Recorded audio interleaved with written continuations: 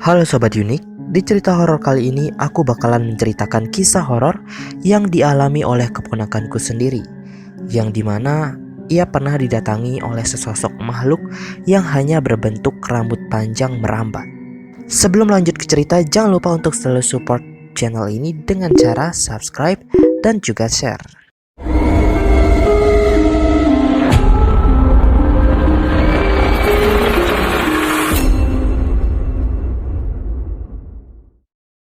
Jadi di cerita kali ini keponakanku pernah mengalami kejadian horor yang sampai saat ini kejadian itu masih teringat jelas di ingatannya.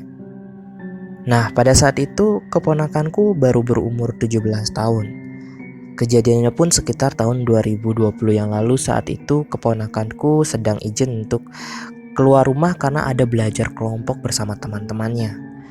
Nah, keponakanku keluar sekitar pukul 18.00 WITA, di mana kalau menurut kepercayaan orang-orang di jam segitu memang sangat rawan sekali untuk keluar rumah, karena dipercaya bahwa jam segitu biasanya makhluk-makhluk kasat mata keluar untuk mengganggu para manusia. Sebenarnya keponakanku sudah merasakan hal aneh ketika ia beranjak pergi dari rumah. Ia merasakan ada hal yang terus memperhatikannya dari depan rumahnya. Ia pun berpikir bahwa itu hanya halusinasinya saja. Ketika keponakanku menuju ke rumah temannya, ia melewati salah satu pemakaman orang Bali yang dimana gak jauh dari rumah temannya. Dari situ ia merasakan hal yang sama dengan apa yang terjadi di rumahnya. Tetapi aura yang dia rasakan lebih kuat dari sebelumnya.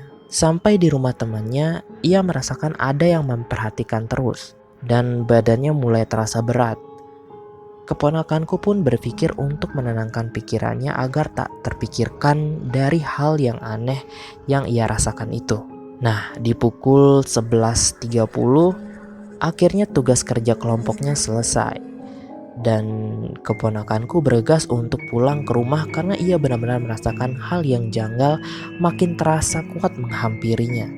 Dengan perasaan was-was, ia pulang mengendarai sepeda motor dengan sangat pelan.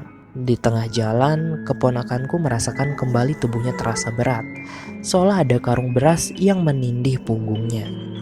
Di pukul 12.00, tepat di tengah malam, ia baru sampai di rumah dengan perasaan yang tidak karuan.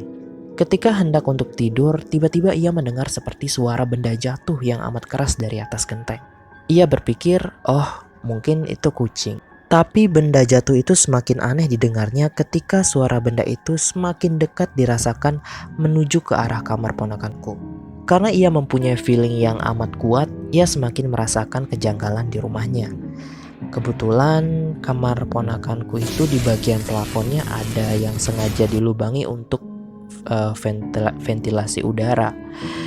Nah, entah apa yang dipikirkan keponakanku waktu itu, ia rasanya ingin mengecek sumber suara itu.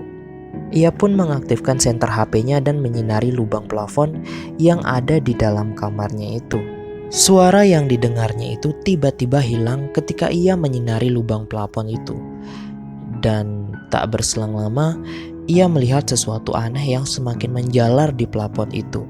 Ia pun kembali menyinari plafon kamarnya tersebut.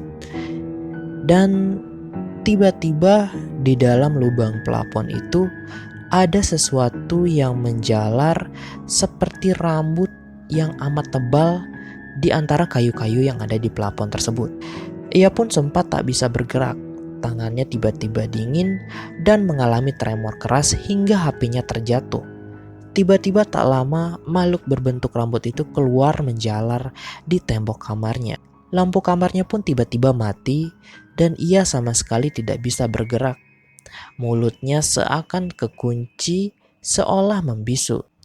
Dengan berdoa di dalam hati, ia berusaha menggerakkan tubuhnya dan berjalan perlahan ke arah kamar ibunya untuk membangunkan ibunya.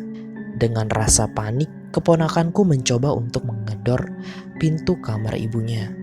Tapi entah kenapa, pada saat itu seolah tidak ada yang bisa mendengar kepanikan keponakanku. Ia sangat amat panik karena makhluk itu terus merambat seolah mengejarnya dan ia pun berlari ke arah dapur. Ia pun mengunci pintu dapurnya, tapi makhluk itu makin menjadi-jadi. Ia merambat melalui celah-celah pintu dan makhluk itu semakin memanjang. Ponakanku terus berdoa ketika makhluk berambut panjang itu mencoba untuk melilit tubuh ponakanku. Akhirnya mujizat Tuhan pun datang. Tiba-tiba dengan keberanian ia berteriak keras meminta tolong, sampai akhirnya ibunya terbangun melihat anaknya menangis ketakutan dan terlihat lemas di dapur. Akhirnya makhluk itu pergi dan seketika benar-benar hilang. Keesokan paginya ponakanku bercerita tentang makhluk rambut panjang itu. Ternyata makhluk itu berasal dari rumah kosong yang tepat berada di depan rumah keponakanku. Rumah itu tidak dihuni sudah lebih dari 1 tahun. Dan akhirnya keluarga dari keponakanku pun memanggil orang pintar untuk membuat upacara agar makhluk itu bisa pergi dari lingkungan rumah keponakanku, dan dibuatkan pagar gaib agar makhluk yang ada di dalam rumah kosong itu tidak bisa keluar mengganggu warga sekitar. Dan sampai sekarang makhluk rambut panjang itu, atau kata lainnya rambut panjang merambat itu, masih menjadi misteri karena belum tahu apa nama sosok makhluk itu yang hanya berupa rambut yang menjalar amat sangat mengerikan. Nah, jika kalian tahu nama makhluk tersebut, komen di bawah ya. Nah, itu tadi kisah horor dari keponakanku sendiri. Jangan lupa untuk selalu pantengin channel ini dengan cara aktifkan lonceng notifikasi agar kalian dapat video-video baru dari channel ini. Sampai jumpa di cerita horor lainnya. Bye-bye.